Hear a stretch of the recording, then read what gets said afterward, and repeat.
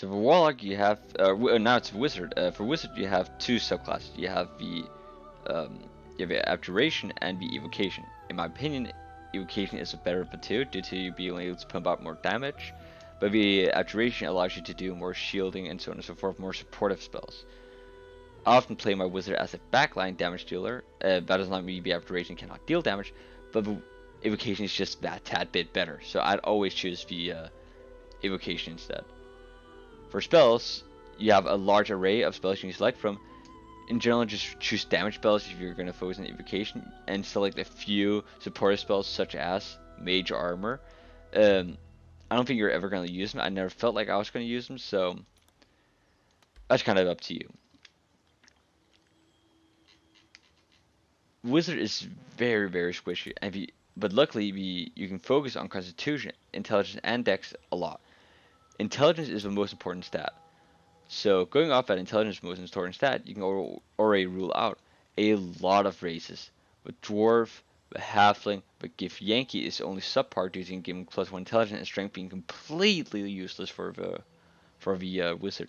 The Human is for once actually probably one of the better choices. It's not best, but it's one of the better ones. The Drow is useless, but Tiefling is only useful if you go something like Asmodeus and Mesvitolis, but even then, it's not very good. And the last but not least, the High Elf with the +1 Intelligence modifier. In my opinion, the best race is the Half Elf, the Human, and then last but not least, the High Elf. This time I'm gonna make a Human bow, so let's just do the ability score improvements immediately. So, as said, you only really have one skill you want to focus on a lot, and that's Intelligence, start off. The second one is Constitution and Dex. I want a Dex at 14 to get a +2 modifier. You are going to be in the back, so it's not very important to have higher than +1.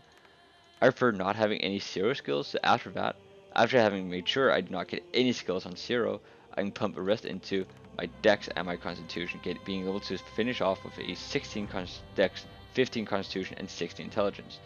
This makes me a bit more tanky than usual, and I'm able to dodge a lot of attacks and be more dexterous, and also get a 16 Intelligence. I'll be able to pump this up to 18 at level 4 to get a +4 modifier. For the skills, you want to focus on intelligence skills.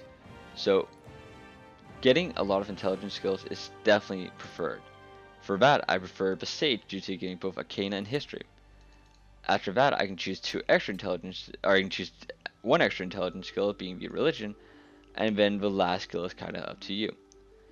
For example, being able to take something like Insight, Investigation, and that's also intelligence skill. So here you have really well-rounded, a lot of intelligence skills, and you've secured yourself as the it person in the party.